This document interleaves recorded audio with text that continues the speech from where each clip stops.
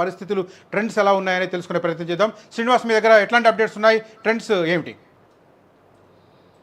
ప్రస్తుతానికి కరీంనగర్, ఆదిలాబాద్, పెద్దపల్లి, నిజామాబాద్కు ఆడియో సంబంధించినటువంటి నియోజకవర్గాలు కనుక చూసుకుంటే బీజేపీ పార్టీ స్పష్టమైనటువంటి ఆధిక్యం కనబరుస్తుందని చెప్పుకోవచ్చు. ముఖ్యంగా నిజామాబాద్, కరీంనగర్కు సంబంధించినటువంటి విషయంలో, అలాగే ఆదిలాబాద్కు సంబంధించినటువంటి విషయంలో 3 నియోజకవర్గాలలో కూడా బీజేపీ పార్టీ స్పష్టమైనటువంటి ఆధిక్యం అయితే కనబరుస్తున్నటువంటి పరిస్థితి అయితే మనకు స్పష్టంగా కనబడతా ఉంది. ఇక పెద్దపల్లి నియోజకవర్గంలో మాత్రం కాంగ్రెస్ పార్టీ స్పష్టమైనటువంటి ఆధిక్యంలో దూసుకుపోతున్నటువంటి ఆ పరిస్థితి మనం చూస్తూ ఉన్నాము. ఇక ఆ పెద్దపల్లి నియోజకవర్గానికి సంబంధించి దాదాపు 30,000 పైచిలకు ఓట్ల మెజారిటీతో అక్కడ ఉన్నటువంటి అభ్యర్థి, కాంగ్రెస్ పార్టీ అభ్యర్థి మాత్రం దూసుకుపోతున్నటువంటి పరిస్థితి. ఇక కరీంనగర్లో బండి సంజయ్ కుమార్ ఆల్రెడీ సిట్టింగ్ ఎంపీగా ఉన్నారు. సిట్టింగ్ ఎంపీ బండి సంజయ్ కుమార్ కూడా అక్కడ ఉన్నటువంటి బీఆర్ఎస్ పార్టీ అభ్యర్థి వినోద్ పైన బోయినపల్లి వినోద్ పైన ఆధిక్యంలో ఉన్నారు. ఇక కాంగ్రెస్ పార్టీ కూడా అక్కడ వెలిచాల రాజేందర్ రావు నిలిపినటువంటి పరిస్థితి. వెలిచాల రాజేందర్ రావు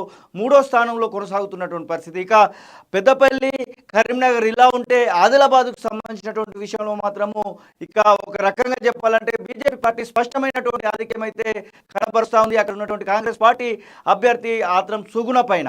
ఇక నిజామాబాద్కు సంబంధించినటువంటి విషయంలో అందరూ కూడా నిజామాబాద్లో అరవింద్ గెలుస్తారని ఇప్పటికే చెప్తున్నటువంటి సందర్భం అయితే మనం చూసాము. అరవింద్ స్పష్టమైనటువంటి మెజార్టీతో అక్కడ ఉన్నటువంటి కాంగ్రెస్ పార్టీ అభ్యర్థి ప్రస్తుతం సిట్టింగ్ ఎమ్మెల్సీగా ఉన్నటువంటి జీవన్ రెడ్డి పైన ఆధిక్యంలో కొనసాగుతున్నటువంటి పరిస్థితి. మొత్తానికి ఉత్తర తెలంగాణకు సంబంధించినటువంటి విషయంలో 4 పార్లమెంట్ నియోజకవర్గాలలో కూడా 3 పార్లమెంట్ నియోజకవర్గాల్లో బీజేపీ ఆధిక్యంలో కొనసాగుతూ ఉంటే కాంగ్రెస్ పార్టీ కేవలం ఒకే నియోజకవర్గంలో ఆధిక్యంలో కొనసాగుతున్నటువంటి పరిస్థితి అయితే మనకు కనబడతా ఉంది. ముఖ్యంగా తొలి వెలుగు ప్రీ పోల్స్లో చెప్పినటువంటి తొలి వెలుగు పోలింగ్ అయిపోయిన తర్వాత చెప్పినటువంటి రిజల్ట్స్ మనమైతే స్పష్టంగా చూస్తూ ఉన్నాము.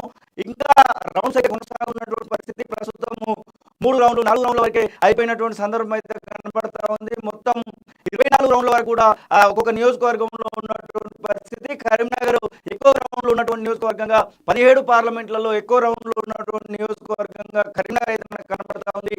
మొత్తం మీద చూసుకున్నట్టయితే ఖచ్చితంగా ఉత్తర తెలంగాణలో బీజేపీ బాగా వేసిందనే చెప్పుకోవచ్చు. ఎమ్మెల్యేల విషయంలో కూడా అటు నిజామాబాద్కు సంబంధించినటువంటి పార్లమెంట్లో ఆర్మూర్ను బీజేపీ దక్కించుకుంది. అలాగే నిజామాబాద్కు సంబంధించినటువంటి కామారెడ్డి నియోజకవర్గంలో కూడా బీజేపీ ఎమ్మెల్యే అభ్యర్థి గెలిచినటువంటి సందర్భం చూసాము. ఇక ఉమ్మడి ఆదిలాబాద్ జిల్లాలో కూడా సిర్పూర్ కాగజ్ నగర్ నుంచి మొదలుకొని ఆదిలాబాద్ పాయల్ శంకర్ వరకు కూడా గెలిచినటువంటి సందర్భాలు చూడడం జరిగింది. ఉత్తర తెలంగాణలో కాంగ్రెస్ పార్టీకి ఒకంతకు ఇది చేదు వాటగానే చెప్పవచ్చు. బీజేపీ పార్టీ దూసుకుపోతుందని చెప్పవచ్చు. ఖచ్చితంగా అంటే ఒకంతకు బీజేపీ పార్టీకి అక్కడ ఉన్నటువంటి పరిస్థితులు కలిసి వచ్చాయని చెప్పుకోవచ్చు. ఎందుకంటే అటు సిట్టింగ్ ఎమ్మెల్యేలు ఉండడము ఆ వైపుగా ఉన్నటువంటి పరిస్థితి అయితే కనబడతా ఉంది.